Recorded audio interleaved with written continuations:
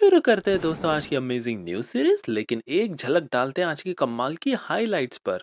भारत अब हाइपरलूप के मामले में दुनिया में सबसे ज्यादा आगे है। आईआईटी मद्रास के कैंपस में एक पूरा टेस्ट ट्रैक भी ऑलमोस्ट डेवलप हो चुका है, टेस्टिंग शुरू कर दी जाएगी। टाटा ने रिसेंटली जो सेमीकंडक्टर फैसिलिटी लगाई है, बताया जा रहा है कि लगभग 5 करोड़ चिप हर दिन यहाँ पर मैन्युफैक्चर किए जाएंगे। 28,000 से ज्यादा लोगों को जॉब मिलेगी।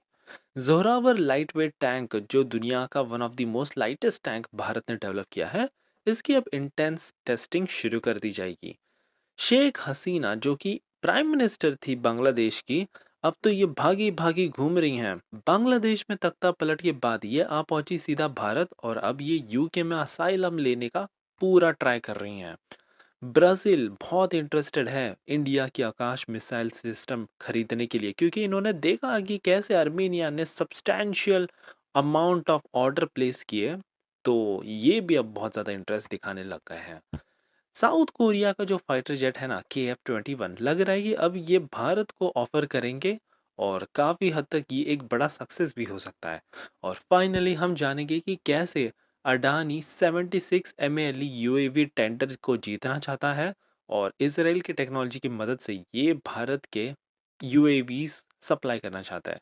काफ़ी इंटरेस्टिंग आज की ये सीरीज़ होगी, इसलिए प्लीज़ आप एंड तक देखिएगा, और साथ ही में चैनल पर नए हैं तो हमें सब्सक्राइब करना बिल्कुल मत भूलिएगा। बढ़ते हैं हमारी पहली खबर की तरफ से, जो कि आ रही है आईआईटी मद्रास की टीम से।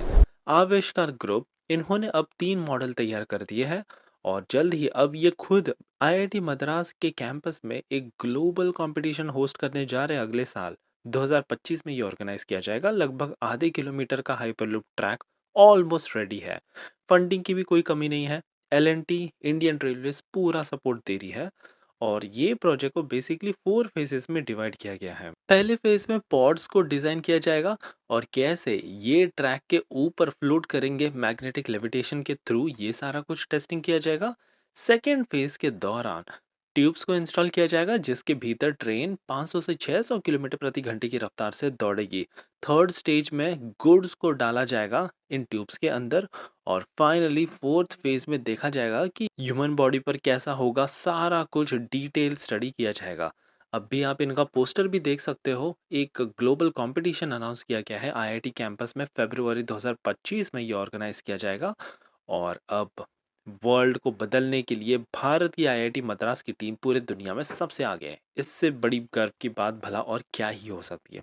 हमारी दूसरी सबसे बड़ी खबर आ रही है टाटा के असम सेमीकंडक्टर प्लांट की तरफ से। 5 करोड़ चिप, लगभग 4.8 करोड़ प्रिसाइसली बात करें तो इतनी मैन्युफैक्चर होगी। 28,000 से ज़्यादा लोगों को रोज़गार मिलेगा। ये यहाँ पर मैं नहीं बता रहा, ये अश्विनी वैष्णव जी कह चुके हैं। मैं आपको बता दूं कि यहाँ पर काफ़ी advance wire bond flip chip, SiP technology जैसी तमाम सारी लेटेस्ट टेक्नोलॉजीज का यूज़ करके क्रिटिकल की एप्लीकेशंस, ऑटोमोबाइल्स, कम्युनिकेशन, इंफ्रास्ट्रक्चर, इनमें यूज़ होने वाली चिप्स को मैन्युफैक्चर किया जाएगा भारत में। 27,000 करोड़ रुपीस टाटा ग्रुप यहाँ पर इन्वेस्ट कर रहा है। नॉर्थ ईस्ट के 85,000 इंडस्ट्री रेडी वर्कफोर्स तैयार कर दिया जाएगा, जो कि सेमीकंडक्टर चिप में महारत हासिल इनको होगी। बीटेक, एमटेक और पीएचडी लेवल के कैंडिडेट्स को रिक्रूट किया जाएगा। हमारी अगली खबर भारत के एक काफी proud tank Zorawar light weight tank से आ रही है। रिसेंटली अब बताया जा रहा है कि इसका एक हेक्टिक ट्रायल रन शुरू हो जाएगा।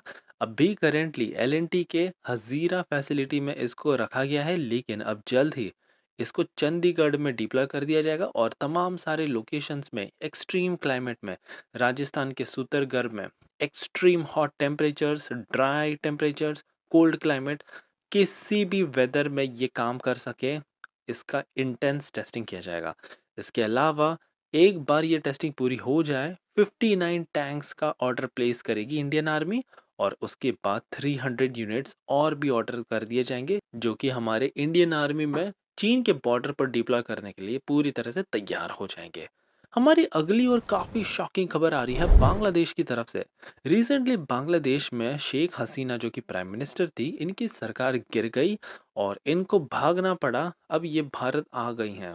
बताया जा रहा है कि पॉलिटिकल अनस्टेबिलिटी के चलते ये इतना बड़ा कदम इन्होंने लिया है, और अभी जो रिस्पॉन्सिबिलिटी संभाल रहे हैं बांग्लादेश में, वो है यहाँ की army. Army chief general Walker ji ने खुद ये कंफर्म किया है कि वो सारा कुछ अब लॉ एंड ऑर्डर संभालेंगे इनके देश का। बट अब शेख हसीना का क्या? तो ये अभी करेंटली इनको थोड़ी टेम्पररी स्टे मिला है भारत में। असाइलम के लिए इन्होंने अप्लाई भी कर दिया है यूके में, और जल्द ही अब ये अपना यूके में बस्ती बसाने का प्लान बना चुकी है। हमारी अगली खबर आ रही है ब्राजील की तरफ से। दरअसल ब्राजील अब फाइनेंशियल इंफॉर्मेशन मांग रहा है इंडिया के आकाश मिसाइल सिस्टम का।